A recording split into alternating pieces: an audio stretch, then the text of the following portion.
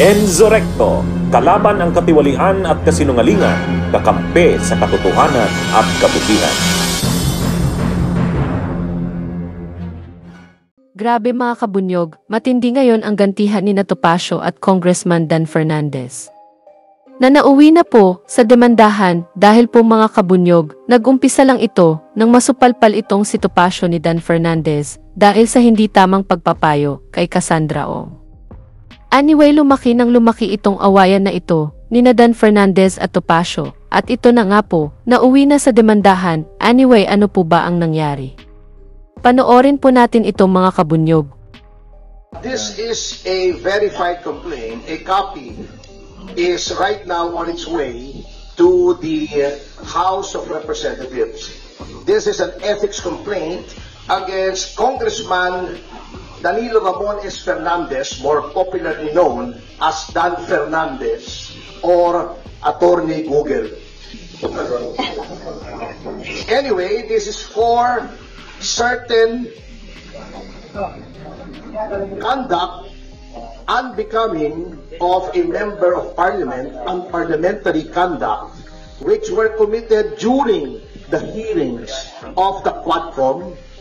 I will just give you the general details anyway. I will be leaving this copy for you, and those who wish for soft copies, I will viber to you later immediately a soft copy.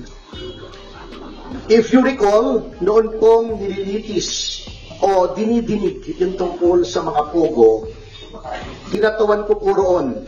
Nirepresent ko si Miss Catherine Cassandra Leong. At lahat naman po tayo saksi sa ginawang paglabag sa mga karapatan ni Miss Cassie Leong. Specifically, not only the deprivation of the right to counsel, but physically, this was unprecedented in legislative history in this country. Nahaharangin mo yung abogado at hindi mo palalapitin sa kanyang kliyente during a legislative hearing.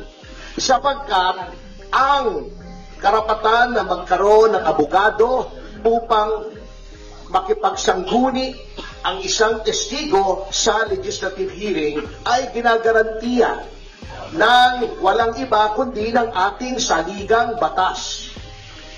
Number 2, pagwawarning sa abogado na huwag bigyan ng payo ang kanyang kliyente. Saang planeta po acceptable ang ganoong behavior? Nasasabihin mo, Attorney Topacio, do not approach your clients, otherwise you will be cited in contempt. How is that even possible? Number 3, yung hindi po pagbigay ng right to remain silent and the right against self-incrimination sa isang testigo. At si Congressman Fernandez, bagamat hindi abogado, hindi ko naman sinasabing kapag hindi ka abogado ay hindi mo na alam ang batas. Ngunit, sinasabi na nga po sa kanila, or dapat, a person who is in the legislature should be charged with knowledge of the law. Because, number 1, they are lawmakers. Paano kang gagawa ng batas kung ikaw ay walang alam sa batas? Pwede naman pong basahin ang mga desisyon. Tama naman, to an extent, si Congressman Fernandez, pwede kang mag-google. At mag-google mo yung mga kaso. At kung meron kang hindi naintindihan sa kaso, meron ka namang legal staff siguro. O itanong mo sa kapwa mo, man na abogado, ano bang ibig sabihin nito? At pinoint out na nga po sa kanila na sa napakaraming kaso, the right to remain silent and the right against self-incrimination may be invoked not only in criminal proceedings, but in all proceedings, civil, administrative, legislative. At pinakita na nga po sa kanila ang batas. Pinoint out na nga po sa kanila yung batas. Bakit ayaw kanilang sundin That is also against the oath that they have taken when they took their oath of office to defend and protect the Constitution and the laws of the Republic of the Philippines and pronouncements of the Supreme Court, according to our civil code, are part of the law of the land. So yan po ang isang violation, ano? Number two, yun pong the right of a witness to be treated with dignity and with respect. Kapag ikaw ay tinatawag, na violate po yan. Binabastos po nila ang mga witnesses, not only my client. But of course, I have no right to complain on behalf of the other witnesses who are also represented by counsel. Yun po. Number three, yung pronouncements, very unparliamentary. Alam niyo po, in all parliaments in the entire civilized world, meron pong language na tinatawag nila unparliamentary. Di ba? Ayaw na ayaw nila si Pangulong Duterte. Sinabi nila, do not use offensive words. Pero bakit sila tatawagin nilang pathological liar, puro kapakyut, puro ganon. Tatakutin mo pa. Misleading the witness, sasabihin pa, tignan mo itong mga napatay, di umano dahil daw ng pogo. Tignan mo yan, we will grant you immunity. If you testify against them, that is misleading. The legislature cannot grant immunity. It is only the prosecution in certain cases and the prosecution with the consent of the court in other cases that may grant immunity by way of making a witness, a state witness. It is not for the legislature to grant immunity. They can only grant transactional immunity, which I can explain later on, but they cannot grant complete immunity. So, pagsapasamahin yan, ayaw nilang pakausap sa abogado. Bago tatakutin nila para magsalita against the right to self-incrimination and against the right to remain silent. Pagkatapos, igagrant mo na, papangakuan mo ng immunity na wala ka namang kapangyarihang ibigay. All of these are parliamentary conduct. And nakalagay po, may rules of conduct, hindi lamang ang miyembro ng mababang kapulungan, kundi ang mga public officials on how they conduct themselves. And it is my respectful contention that Congressman Fernandez has violated these norms of conduct. Ngayon, bakit sa Ethics Committee? Kasi may nakalagay po sa ating konstitusyon na yung mga ginagawa po ng isang miyembro ng legislatura, they can only be made liable therefore in no other place than the legislature. That's why may committee on ethics. They are supposed to police themselves. Now huli na po, bago tayo pumunta rito, and I feel this is also of equal importance in this case. Sasabihin nila, walang mangyayari dyan sa complaint mo kasi sila din yan. Si Congressman Espares ang head ng Committee on Ethics. Pagtatakpan lang nila yung sarili nila. Well, unang-una, I would like to give our lawmakers, at least the majority, the benefit of the doubt.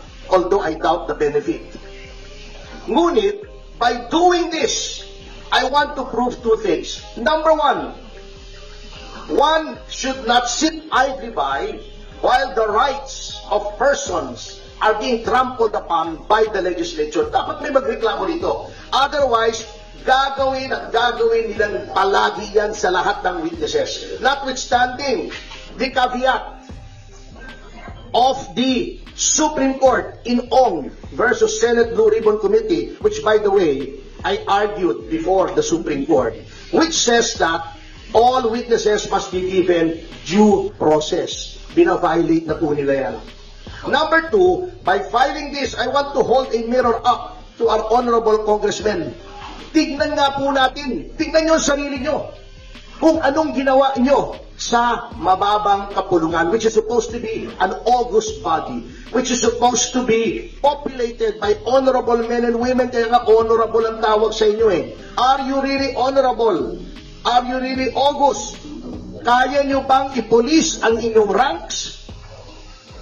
Do you still have any shred of decency left in your bodies para makita na mali ang ginagawa ng isang miyembro ninyo at disiplinahin ninyo? Because by no stretch of imagination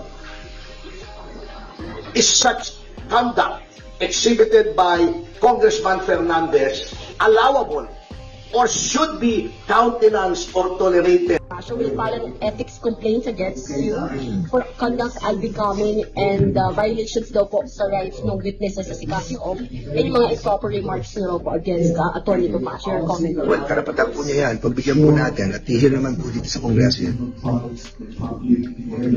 Pero kayo, sir, pinaninindigan nyo na. Like, kasi bakit kaya kayo lang yung ipapailan ng complaint, eh, may iba rin namang share? Well, I don't want to comment na, no? Hindi ko naman nababasa yung complaint niya, no? Memo rin lang na nadinig yan. So, tingnan muna natin. Wala namang problema dyan. Iharapin natin, di ba? Matigtan ba yung wala kang ginawang violations? Kung may violation tayo, iti mag-desisyon ng committee. Ano kasi ito yun? Di ba? Harapin natin lahat yan. Di ba? Thank you po. Okay? Alright, thank you. Bunyog, bunyog, halikan na kasama ka. Bunyog, kapag buklod ay may pag-asa. Luzon, Visayas, Mindanao, isa ang pananaw. Sa bagong Pilipinas ang bunyog isisigaw. Bunyog.